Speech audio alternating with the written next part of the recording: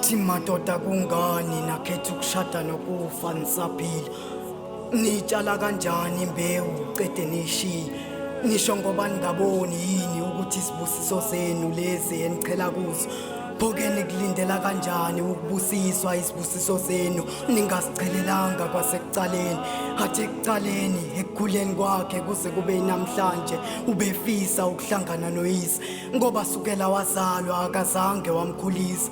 Uthi amaphutha akhe wabeka kuye ngoba ubengekho ukuzomqondisa. Namanje kangicondi madoda kungani nakhetha ukushada nokufa nisaphila. Athi manje sengivune ngingakutshalanga wakutshala wadukaneswa. Akabuyanga wazokuchelela wazokuvuna. Manje mina sengivuna izono zakhe mhlawumbe kuyiqiniso ukuthi izono zenu sinokwehlela kuthina. Asho eguca phansi ekhuleka sakuyihubelela ehlabelela evala amehlo esifanisa nomfanekiso wendodana esiphambanweni.